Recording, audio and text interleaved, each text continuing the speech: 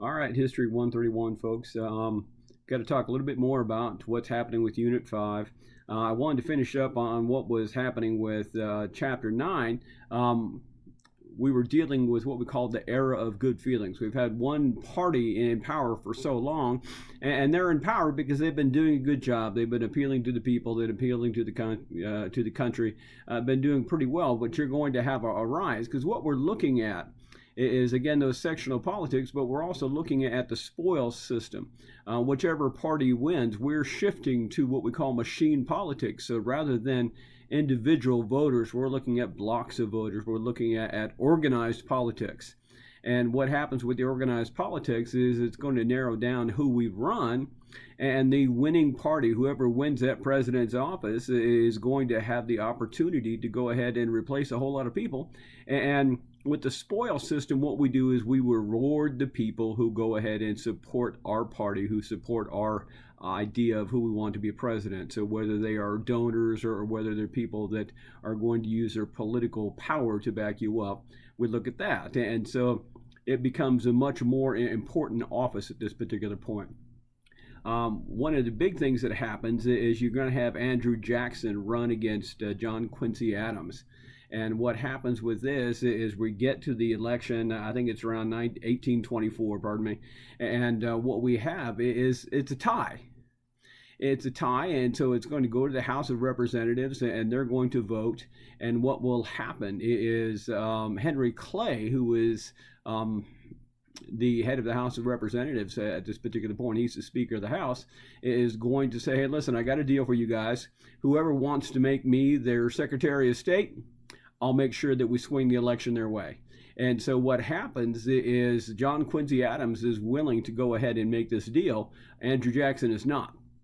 And so this becomes named the corrupt bargain because it's going to give John Quincy Adams the whole shebang. He's going to be president. They're going to keep the party. But the problem is it's going to shift from the era of good feelings to the era of bad feelings because you're going to have a lot of people who are unhappy, including Andrew Jackson. This is why in 1812 he's going to end up winning because he's going to work for a lot of popular support. Now, before we get too far with that, I wanted to mention I hinted at the Monroe Doctrine the other day, and that's kind of important because that's part of our first international presence. What we're looking at is a time of expansion. We're looking at a time of beginning imperialism, not for us though. We just don't have the military. This is after that war of 1812, and when Monroe is going to step up and become president, what he will do is he will issue an edict, and he's going to issue an international edict, and what that's going to say is, hey, listen, Europe, we know that you're expanding, we know that you're creating colonies, but we want you to know that as far as we're concerned, this whole Western Hemisphere is off limits. We don't want you colonizing here anymore. We don't want you coming in and doing things. And if there's problems to be handled, that we will go ahead and handle those. And it becomes named the Monroe Doctrine because this is his official stance.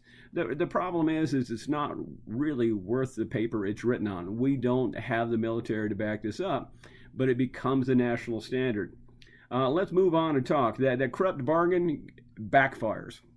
What will happen is Jackson's going to run again in 4 years, and Jackson is the common man. Jackson is that person who is going to appeal to the common man. He's going to appeal to the voters. What he's going to do is in between that 24 and 28 election, he's going to push to enfranchise more voters.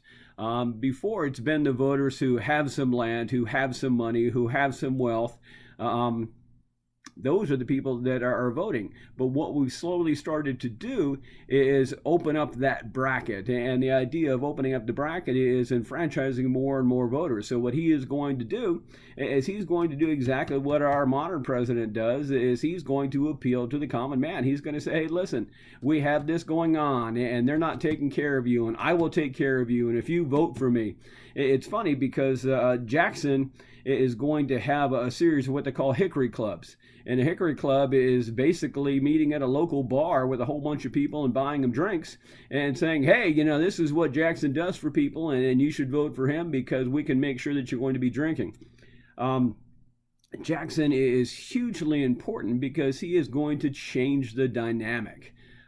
He says, listen, I am the everyman president. I am the common man's president. He will even open up the White House on Inauguration Day to go ahead and invite the general public in to go ahead and visit with him and to go ahead and see him. And so that's kind of important. What he does is kind of interesting because when he becomes president, he realizes that he has some definite ideas. But what he wants to do is he wants to find people to help him run the presidency. And so what he does is get a whole bunch of his friends, get a whole bunch of advisors, and they're actually not an official cabinet. They're not official advisors. They don't work for the government. They're what he calls his kitchen cabinet. And the idea is they're going to help him run the country. Unfortunately, he's going to make some rash decisions. He's going to make some rash business decisions. One of those is going to be the Tariff of Abominations. That's not officially what it's called, but that's what it becomes nicknamed. That's the idea where we start to talk about, hey, let's protect our business. Let's do this protectionism thing in such a way that we're going to go ahead and tax those imports, and we'll be able to grow our businesses. This is what triggers what becomes that nullification ordinance. Prior to that, though, we're going to have a piece of paper called the South Carolina Exposition and Protest. That's going to be written by Jackson, the vice president. That's going to be written, and it's the idea saying, hey, listen, now what we're doing is wrong. We need to fix a few things. And so there's a lot happening. I don't have much time left, but I did want to mention is I want you to make sure that you read about the Indian Removal Act, about the Trail of Tears, about the Black Hawk War, because Jackson is known as an Indian fighter. And one of the things he does before he becomes president is he creates some treaties. And in these treaties, he guarantees the safety of the Indians. He guarantees the safety of their lands. And then he turns right around and he goes ahead and says, hey, listen, I think these white folks here, these settlers, need these lands here in Georgia. They need these lands here in Alabama, quite a few other places. And so I think we're going to have to go ahead and move the natives off of there. And he decides he's going to do it for their own good. He's going to do it for their own safety by picking them up and relocating them and isolating them away from the white man. He can guarantee that they're going to be okay and that it's going to keep their culture. Unfortunately, the way he goes about it with the Trail of Tears, picking them up and having them moved off to Oklahoma, in some cases in the dead of winter doesn't quite work out for their benefit. So I want you to make sure that you know the story of the Trail of Tears, you know what's going on. Now he makes a few other decisions. One of those is the specie circular, and the specie circular is kind of unusual because what he does is say, hey, listen, I don't like the bank system. I don't like what's happening with it. And he goes ahead and he decertifies the national bank. And he says, listen, we're going to get rid of paper money. We're just going to go ahead and spend coin. That's what specie is coin. And coin is made out of silver. It's made out of gold. And so what he does is by creating this specie circular, he kills the economy. It's not his intention, but he does. He kills the economy, and he drives us into the Panic of 1837. Out of that horrible thing is something good, because what we get is we get the Independent Treasury Act. So go ahead and read up on Jackson. Go ahead and find what all he's up to. Remember that we get the machine politics, we get the universal male suffrage out of this, we get the whole nullification debate, and it's that nullification debate that eventually is going to end up with us creating what becomes that Civil War era, that idea of states' rights. So make sure to take a look at it, and I will talk to you after a bit. Take care. Thank you.